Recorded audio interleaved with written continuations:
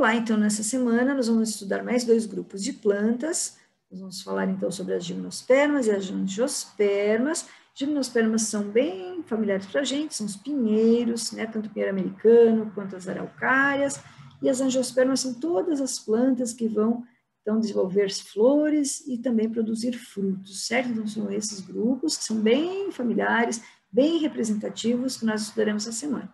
Esses 2 grupos, eles podem ser tratados em conjuntos, um termo mais popular, mas que pode tratar dos 2 grupos conjuntamente. Nós vamos chamar, então, de fanerógamas ou ainda espermatófitas. Então, se nós observarmos aqui, né, ao longo do nosso estudo das plantas, nós já estudamos as briófitas, que eram plantas pequenininhas, né, os musgos de pequeno porte. Depois vimos as pteridófitas, já são plantas que podem ser um pouquinho maiores, né, como no caso dos xaxins, pode ser até um certo porte, um pouco maior, porque ela já possui, então, vasos condutores de seiva, né, então ela já tem raiz, caule e folhas, a partir das pteridófitas, todas essas aqui. E a novidade a partir dessa aula é que gimnospermas e angiospermas já desenvolvem, ao longo do seu ciclo, né, as sementes. Então, semente surgiu primeiro na história evolutiva desses 2 grupos. Depois, na próxima parte da aula, nós vamos falar das angiospermas, que, além de raiz, caule, folhas, sementes, elas também vão possuir, então, produzir flores e frutos, tá? Então, vamos estudar isso na sequência. Então, veja aqui gimnospermas e angiospermas constituem um grupo monofilético e nós podemos chamá-las, então, de espermatófitas, plantas que produzem semente. Então, essa é a novidade evolutiva aqui. O termo fanerógamas, ele vem em contraponto aí o que nós usamos lá para as briófitas e pteridófitas, que era o de criptógamas. Então, quando nós chamamos de cripto, é porque escondido. Aqui, ao contrário, nós temos, então, estruturas, né, que nós chamaremos de fâneros, de envoltórios, que vão proteger a parte reprodutiva, né, a parte lá da semente, que nós vamos estudar que tem nesse grupo. Então, esses órgãos reprodutores bem desenvolvidos, bem visíveis, né, por isso que nós vamos ter, então, essa denominação aí de fanerógamas. Tá? Então, nós vamos ver isso nitidamente numa planta. Já falamos o que são espermatófitas, e vamos chamar aqui também atenção para o fato dessas plantas, gimnospermas e angiospermas, possuírem tamanhos diferentes de esporos. Então, elas são ditas heterosporadas. Se vocês lembrarem, as briófitas e quase todas as pteridófitas são isosporadas. Então, nos grupos anteriores, nós tínhamos lá esporos de tamanhos semelhantes. Que esporos? Esporos masculinos e femininos. Então, o que vai aparecer, né, lá em algumas pteridófitas, que é o caso das selaginelas, né, que são licófitas, e agora para as gimnospermas e angiospermas, é que os esporos masculinos e femininos são diferentes em termos de tamanho. No caso do micrósporo, micro, pequeno, né, menorzinho, é masculino. Então, é ele que vai dar origem aos microgametófitos, né, ou gametófitos masculinos. Então, esse é o esporo pequenininho, que, na verdade, vai dar origem, então, aí o que nós vamos ver na sequência, que é o grão de pólen, que também é uma novidade evolutiva a partir desses grupos aqui. E o megásporo, que é o esporo, então, feminino, ele é grande, né, o termo fala megásporo, porque ele é bem maior que o masculino. Então, no caso dos megásporos, vão dar origem aos megagametócitos. Então, a parte feminina aí, que vai ser N, né, a partir, então, desses esporos, N também, que são os megásporos, tá? Então, gametófito feminino. Uma coisa que nós vamos ver importante aqui, né, em relação à semente, já que eu falei que é novidade evolutiva para esse grupo, o que que ela é? Ela, na verdade, nós vamos ver que ela é o óvulo maduro que contém o embrião. Então, nós vamos ver que o significado, inclusive, de óvulo aqui nesse grupo é diferente do que nós tratamos lá para o grupo dos animais. Tá? O óvulo imaturo, na verdade, ele é o quê? Ele é o megasporângio. Então, megasporângio, que vai ser envolvido por 2 ou mais camadas de tecido, que são chamados de tegumentos. Isso nós vamos ver com calma agora na sequência, na parte seguinte da aula. Então, nós vamos começar falando das gimnospermas. Então, bem populares para nós, né, bem típico, a árvore símbolo, né, para a gente aqui, é a araucária, né, a planta que produz algo que nós gostamos muito, pelo menos a maioria das pessoas que eu conheço gosta muito de comer, o pinhão. Então, nós temos aqui, né, um representante, né, alguns representantes das gimnospermas, que é a araucária ou o pinheiro, né, aqui da nossa região, pinheiro do Paraná. E nessa época do ano, né, o que acontece? Nós já temos liberado para venda o pinhão. O pinhão, então, é a semente da araucária. Então, por que nós temos que esperar a liberação para venda? Não pode coletar ele antes do tempo, porque ele não estará maduro. Então, é nessa época que começa a cair as pinhas. Tem que lembrar que a semente para a planta é a sua forma de perpetuar a espécie. Então, nós nos alimentamos, apreciamos muito o pinhão, mas ele, na verdade, a planta produz para a reprodução dela. Tá? Então, nós vamos falar um pouco mais sobre as gimnospermas, incluindo aí o pinheiro do Paraná. Então, no passado, as araucárias, né, mata de araucárias cobria toda a nossa região, todo o Paraná, região de Santa Catarina, São Paulo, até uma partezinha aí de Minas, era coberta pela floresta de araucárias. Hoje nós encontramos alguns capões, alguns locais com algumas árvores ainda, mas ela basicamente foi dizimada. Então, usando aí o pinheiro do Paraná como exemplo, um dos exemplos de gimnospermas, vamos observar o quê? Que a planta em si, predominante, o que a gente observa na natureza, é o esporófito. Lembrando que o esporófito ele é diploide, ou 2N.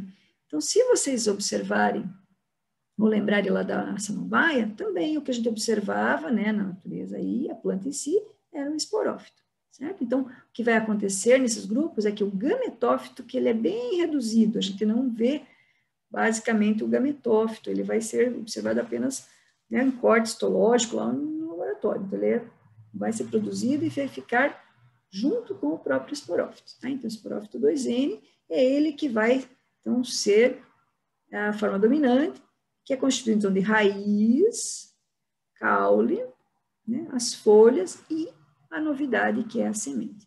O tipo de folha dos pinheiros, ele é bem característico também. Ou pode ser folhas bem longas, não sei se vocês vão observar, fica um pouco de claridade, já uma folhinha seca, né? Folhinha seca são folhas aciculares do pinus, aquele pinheiro americano. Ou então, essas folhas que parecem umas escamas, né? Bem pontiagudas, que é a escama ou a folhinha acicular do pinheiro do Paraná. Né? Pontiaguda, é o espeto, né? Bem característico, então. É o tipo de folhas desse grupo. Então, essa planta também tem bastante resina, ela é bem inflamável, se passar ela quando tiver, por exemplo, folha seca. Então, ao longo, né, desses ramos, quando a planta já está adulta, ela já está madura, digamos assim, ela vai, ao longo do seu caule, dos seus ramos, formar ou desenvolver as chamadas esporófilas, filo de folha, que são folhas especializadas para produzir esporos, que estão reunidas em estruturas que vamos chamar de cones ou estróbilos, ou ainda pinha. Então, por exemplo, aqui no pinheiro do Paraná, nós temos estruturas como essa, por exemplo, que é o estróbilo masculino, que vai produzir, então, esporos masculinos. E nessa época do ano, nós também observamos, já inclusive bem desenvolvida, né, o cone ou estróbilo feminino, que é a pinha, né, que vai produzir o pinhão. Tá? Então, nesse caso, nós temos essa situação, né, de coisa que é novidade aqui para o grupo, né, o desenvolvimento, não apenas a semente, mas o próprio estróbilo ou cone também é uma novidade aqui para esse grupo, nós não tínhamos lá nas pteridófitas. Uma coisa importante é que esses esporos vão ser produzidos, mas eles vão germinar na própria planta, né, no próprio esporófito, eles não vão ser liberados, vão germinar lá, né, fora do corpo deles. E no próprio, né, esporófito, na própria planta, nos tecidos desses estróbilos, vai surgir, então, os gametófitos, tanto masculino quanto feminino. Tá? Então, o gametófito é bem reduzido, certo? A gente não vai observar o gametófito, ele vai ficar nessas regiões aqui, junto com os estróbilos dos pinheiros. Então, só para dar uma ideia de distribuição, se nós pegarmos o exemplo do pinus, que é bem característico, nós temos várias árvores no pátio do colégio, inclusive, né, algumas grandes plantações de pinos. Nós temos que lembrar o seguinte, são plantas que foram introduzidas, foram trazidas para a nossa região, mas que elas são originárias do hemisfério norte, então lá, tanto da parte das Américas, quanto da região da Europa, Ásia, elas foram, então, trazidas para cá. Então, elas são predominantes, lá foram chamadas florestas de coníferas, então olha o porquê do nome, né, por causa desses cones, e às vezes o próprio formato da árvore é como um cone, né, já que ela, né, tem regiões frias, né, onde neva, então é uma forma da neve não se acumular tanto em cima dos galhos, tá? Então, no caso do pinus, pinheiro americano ou pinheiro europeu, é uma planta que nós vamos chamar de planta monóica, porque na própria planta vai ter, em alguns ramos, o desenvolvimento do estróbilo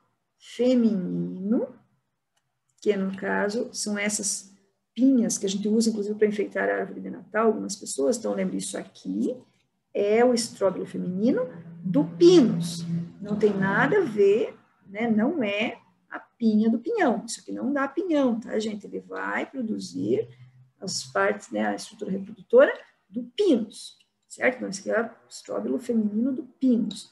A parte masculina, ela também se desenvolve na mesma árvore, nas pontas dos galhos, nós observamos estruturas bem pequenininhas, que é o estróbilo masculino. Então, a planta é monóica, uma só, para desenvolver tanto a parte feminina quanto a parte masculina. Então, as estróbilos ou cones, ou pinhas ainda, elas se desenvolvem na mesma árvore. Aqui, então, no hemisfério sul, que são nativos daqui, nós temos duas famílias. A familiar Araucariaceae, que é bem popular, então é aquela que vai produzir pinhão. Então, lembrar que o pinhão, ele está na pinha, ou no cone, ou no estróbilo feminino. Só que nós temos um pinheiro que é fêmea, e nós temos outro pinheiro que é um macho, que vai produzir, então, os estróbilos masculinos. Então, esse estróbilo aqui é um exemplo de estróbilo masculino. Então, se você observar, ele também tem várias, né, estruturinhas, que a gente chama como se fossem pequenas folhinhas modificadas para a formação, então, ou produção dos esporos masculinos. Tá? Então, essa família é bem característica, como eu falei no passado, ela dominava toda a nossa região, hoje tem poucos, mas ainda é a árvore símbolo da nossa região. E junto, associada à floresta de araucárias, nós temos uma outra família de gimnospermas nativas daqui, que é a Podocarpaceae, eles chamam de pinheiro bravo. Então, vejo que a folha é bem parecida, só que ela não é tão rígida, né? Ela é mais maleável. Então, ela vê são outras árvores, que são gimnospermas nativas, que estão associadas à floresta de araucárias. Então, nós vamos estudar um pouco agora o ciclo reprodutivo, a reprodução das gimnospermas. Lembrando, então, que nós usamos aqui como exemplo um pé de araucária, um feminino aqui para a pinha, do pinhão, e um outro exemplar aqui nós temos, então, o pinus americano, o pinus europeu, que vai ter aquele padrão lá de estróbilos, né, aqui feminino também, com as acículas. Então, gente, como planta, nós temos que lembrar que elas também se reproduzem por alternância de fases ou de gerações. A fase esporofítica, que é a árvore em si, que nós observamos, mas ela reveza com a fase gametofítica. Só que o gametófito, como eu falei, ele é bem reduzido e ele fica incluído nos tecidos do próprio esporófito. Tá? Então, fase predominante, esporofítica, que é diploide. Então, aqui nós vemos, então, os estróbilos ou pinha, que nós já falamos, os cones, e vejo que eles não possuem nenhum atrativo para agentes polinizadores. Então, é daqui que vai surgir, da parte, não aqui da feminina, mas sim da parte masculina, que vão ser produzidos, então, os grãos de pólen, que é uma novidade evolutiva também a partir das gimnospermas. Então, como os cones não têm nenhum atrativo, como acontece depois lá nas angiospermas, no caso das flores, então nós temos que lembrar que vai ser o vento que vai ser o responsável por levar o grão de pólen, né, da parte masculina para a parte feminina. Nós vamos estudar o ciclo em mais detalhes. Então, a polinização é feita pelo vento. E uma coisa interessante a partir desse grupo é que o ciclo de vida deles não vai mais precisar de água para fazer a fecundação. Se vocês lembrarem, briófitas e pteridófitas precisam da água para que o enterozoide consiga nadar até a osfera. Não é o caso aqui das gimnospermas e angiospermas. Nós vamos ver que com o surgimento dos grãos de pólen e depois também, né, o fato do embrião ficar protegido, né, envolvido por um tecido nutritivo, que é a semente, vai tornar o ciclo dessas plantas independente, então, da água. Então, já que estamos falando do grão de pólen, já que é uma novidade evolutiva a partir desse grupo, nós vamos entender o que ele significa. Então, se nós pegarmos, então, um detalhe aqui, vamos usar os pinos como exemplo, mas poderia ser o estróbilo masculino também do pinheiro do Paraná, tanto faz, nós vamos usar ele como exemplo. Vamos imaginar um desenho esquemático e fazer um corte transversal aqui, vamos observar, então, como que seriam então, essas estruturas. Veja que é como se fossem pequenas folhas, só que elas são modificadas para formar aqui, então, o estróbilo. Então, o que acontece? Parecem escamas, né? São folhinhas modificadas que parecem umas escamas. Observe que nessa região nós temos essas cápsulas que vão possuir, então, os chamados microsporângios, né? Que vão ser, então, produtores dos esporos. Então, micro, porque lembre que no masculino ele é menorzinho. Então, os microsporângios contêm células-mãe dos esporos. Por quê? Porque o esporófito é diploide. Então, essas células-mãe, elas são também diploides. Então, ali que vai acontecer, então, o quê? O processo de meiose, tá? Então, aqui vai acontecer o processo de meiose e vai formar, então, por meiose, os esporos masculinos ou micrósporos, né? Que vão ser eles. Também tem alguns autores que chamam de andrósporos, é a mesma coisa, tá? Então, é o esporo masculino. Esses esporos masculinos ou micrósporos vão, depois disso, sofrer duas mitoses e formar, aí sim, o grão de pólen. Então, na verdade, o grão de pólen, ele vem como se fosse lá o desenvolvimento, né, a germinação do micrósporo. Só que tudo isso está acontecendo aonde? Dentro do estróbilo masculino. Tá? Aí, depois que o grão de pólen está formado, tem essas estruturas, ele vai ser eliminado e vai ser levado, então, como eu falei, pelo vento. O processo de dispersão do grão de pólen pelo vento é chamado de anemofilia. Tá? E tem que produzir, então, em grande quantidade para garantir que o pólen que vai sair desses estróbilos possa chegar até o estróbilo feminino, que é lá que vai ser produzido, então, os megásporos e vai desenvolver aí a parte dos gametófitos femininos. Então, um detalhe do grão de pólen, então, como eu falei, é uma estrutura que veio lá, então, do desenvolvimento do micrósporo. A maioria vai ter essas expansõezinhas laterais, então, isso é um corte, corado, foi colocado um corante para observar internamente, como se fossem umas asinhas, que é justamente para facilitar, então, o serviço do vento, né, que vai levar, então, esse grão de pólen para, né, uma planta ou para um órgão feminino. Tá? Então, é aqui dentro, incluído no grão de pólen, que está o gametófito masculino ainda imaturo no primeiro momento. Tá? Formado, então, por duas células haploides, porque lembre que o gametófito está vindo de um esporo que já é N, certo? Então, incluído aqui no grão de pólen, é que nós temos o gametófito masculino nesse caso. Tá? Então, essas duas células que eu falei, uma delas é chamada de célula do tubo, e a outra é chamada de célula vegetativa ou célula geradora. Nós já vamos falar em detalhe um pouquinho mais sobre isso aqui durante o ciclo ainda. Tá? Então, o grão de pólen inclui aí o gametófito masculino jovem. Tá? Então, olha a sequência aqui. Estróbilo masculino, lá um detalhe daquela folhinha, né, que é o microsporófilo, que é a cama das folhas. Aqui dentro, o que está acontecendo, então, né, no microsporângio, né, por meiose, a formação dos micrósporos N, tá? Então, que vai se desenvolver, formar essas duas células aqui. Que já, então, se ele já é N, essas células continuam sendo N. Tá? Então, esse é o detalhe aí do pólen. Certo? Na próxima parte da aula, nós vamos falar sobre a formação aqui do gametófito feminino, já na sequência.